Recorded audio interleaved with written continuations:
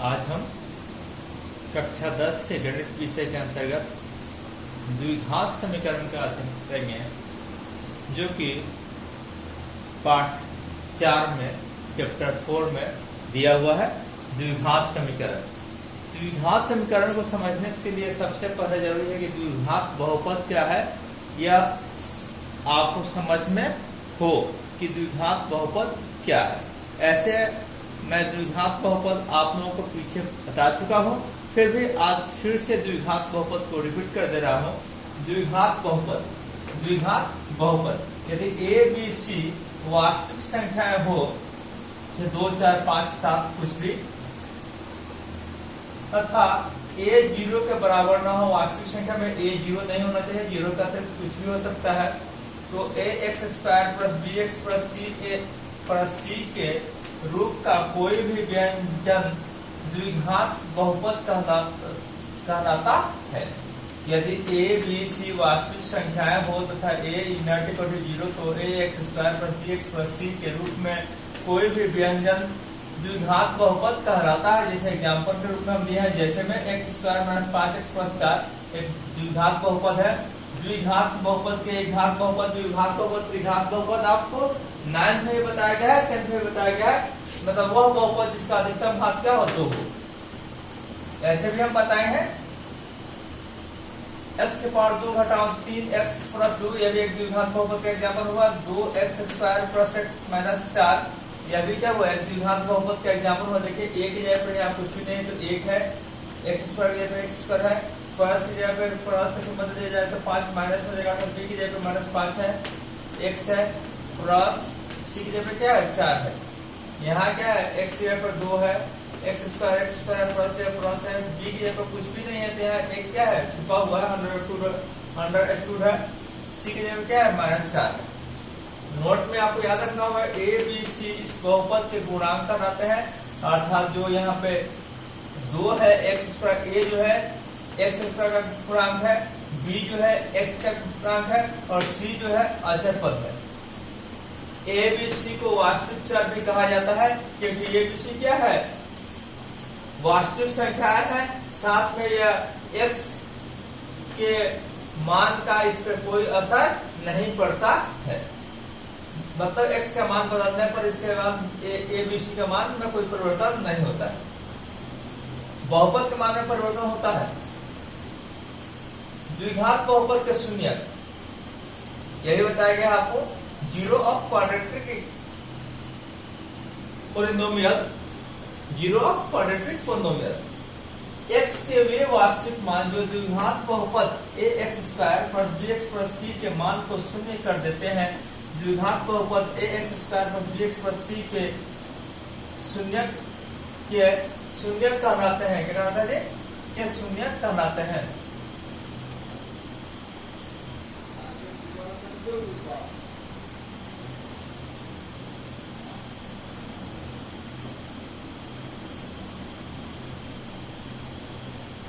जैसे शून्यक कहलाते हैं, जैसे एक्स स्क्वायर घटा 5x प्लस 4 में x बराबर 1 अगर हम रखें तो x की जगह पे 1 का x स्क्वायर रखें, घटाओ 5, x की जगह पे 1 रखा, प्लस 4 क्या हुआ, 1 और 4 5 का 5 प्लस 4 है 5, 5 का 5 बराबर 0, अतः 1 तो 0 आ गया। इस बहुपद में हम x के स्थान पर 1 रखे तो ये बहुपद क्या हो गया, शून्य के बराबर हो गया। क्या हो गया, शून्य के बराबर हो गया, अर्थात एक इस बहुपद का क्या हो गया, शून्यक हुआ। एक क्या हुआ, इस बहुपद का एक शून्यक हुआ। अब चलते हैं हम चैप्टर पे द्विघात समीकरण। द्विघात बहुपद के जैसे ही द्विघात समीकरण, मामूली सा अंतर है इसमें। यदि ए बी सी वास्तविक संख्याएं हो तथा a बराबर न हो 0 को के, तो a x square plus b x plus c बराबर 0। यहाँ बहुपद में बराबर 0 नहीं था, 0 नहीं रहता, एक बहुपद हो गया, इसमें बराबर 0 आ गया, तो ये क्या हो गया, समीकरण हो गया। बराबर 0 के रूप में कोई भी समीकरण द्विघात समीकरण कहलाता है। अर्थात द्विघात के बहुपद में बराबर में 0 आ जाए तो यह द्विघात समीकरण हो जाएगा। यदि ए बी सी वास्तविक संख्याएं हो तथा ए बराबर न हो 0 के, तो ax² plus bx plus c बराबर 0 के रूप में कोई भी समीकरण द्विघात समीकरण कहलाता है। यहाँ भी याद रखना नोट में ax² plus bx plus c बराबर 0 के रूप में अगर कोई समीकरण दिया हुआ है तो द्विघात समीकरण का मानक रूप माना जाता है जब a 0 के बराबर न हो। वैसे ही एग्जाम्पल यहाँ से आप द्विघात आप समीकरण का एग्जाम्पल आप देख सकते हैं, माने कि 2x² प्लस 5x प्लस 4 बराबर 0। ये द्विघात द्विघात समीकरण के उदाहरण हो सकता है। अद्विघात समीकरण का मूल, तो जो द्विघात बहुपद के शून्यक होते हैं वही द्विघात समीकरण के मूल होते हैं। द्विघात बहुपद के शून्यक ही द्विघात समीकरण क्या होते हैं, मूल होते हैं। यहाँ पे हमने लिखा भी है, द्विघात बहुपद ax² plus bx plus c के शून्यक ही द्विघात समीकरण ax² plus bx plus c बराबर 0 के मूल कहलाते हैं। अर्थात x के वे वास्तविक मान जिनके लिए ax² plus bx plus c बराबर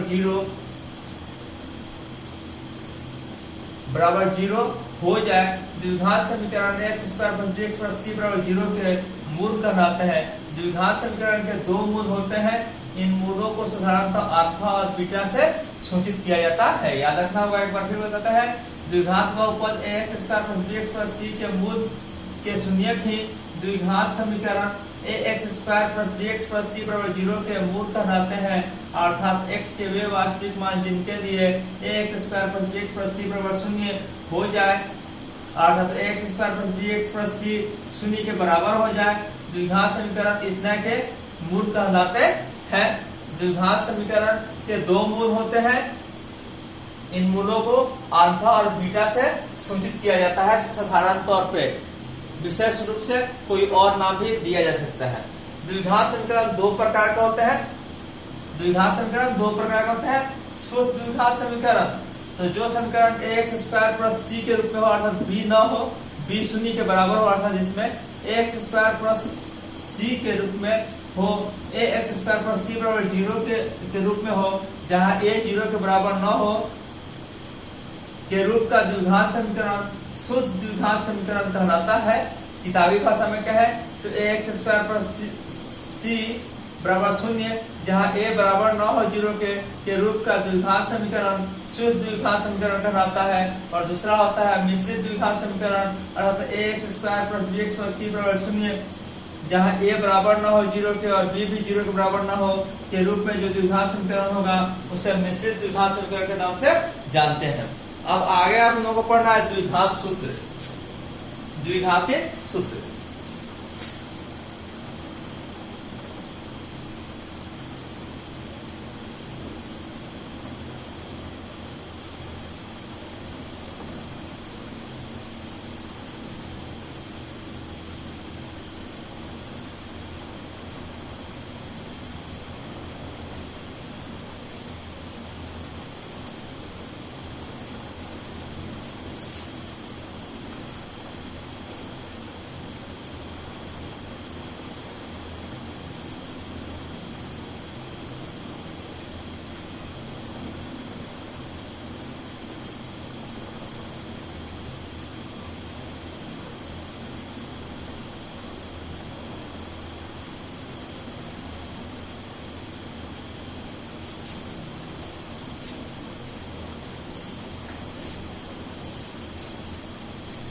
ये देखते हैं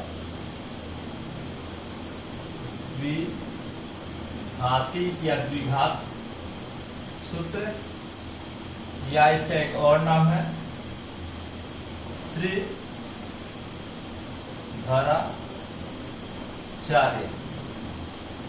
श्रीधराचार्य नियम के नाम से भी जाना जाता है।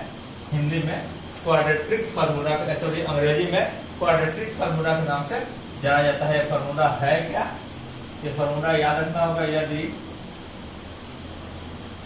b² माइनस 4ac बड़ा हो या बराबर हो 0 के,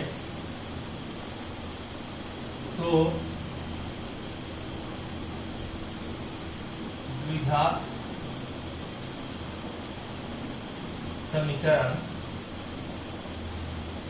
x square plus b x plus c बराबर 0 के मूल minus B cross minus root under B square minus 4ac बटे 2a होता है। क्या होता है बटे 2a होता है, 2a है। इसको हम द्विघात सूत्र कहते हैं, अर्थात x बराबर हो जाएगा minus B cross minus root under B square minus 4ac बटा 2a। अब इसमें अगला पॉइंट बनता है हमारा विस्तार।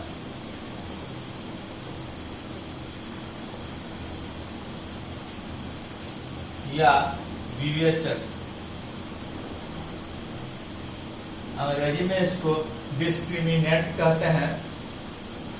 तो द्विघात समीकरण x square plus b x plus c बराबर 0 के लिए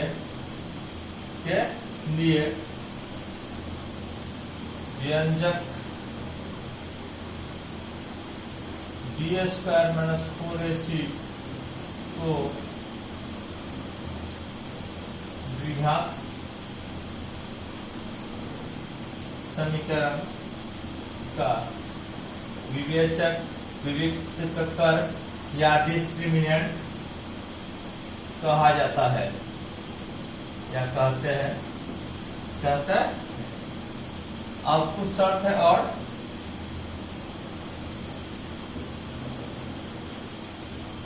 और भी कुछ शर्तें हैं। क्या शर्त है हमारा? द्विघात समीकरण के मूल होने के शर्त में है एक द्विघात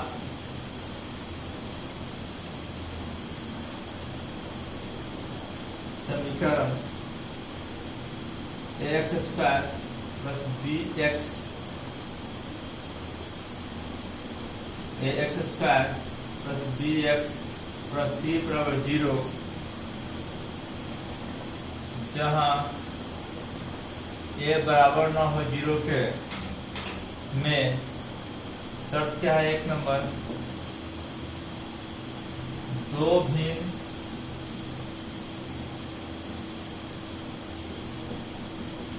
वास्तविक मूल होंगे या होते हैं नहीं लिखे होंगे नहीं, होते हैं यदि तो विवेचक 0 से बड़ा हो, अर्थात बी स्क्वायर माइनस 4ac बड़ा हो 0 से। विवेचक को हम d से सूचित करते हैं, बड़ा d से। विवेचक का संकेत क्या है? बड़ा d। 2 नंबर शर्त हुआ कि दो बराबर मूल,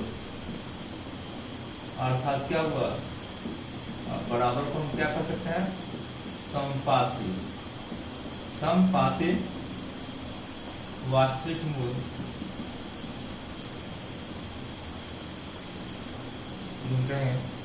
होते हैं यदि जब विवेचक अर्थात बी स्क्वायर माइनस 4ac बराबर हो 0 के। तीसरा होगा शर्त, कोई वास्तविक मूल नहीं होते हैं,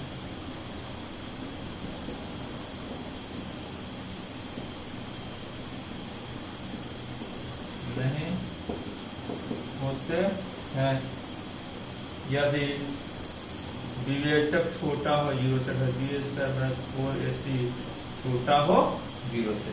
तो आपको इतना याद रखना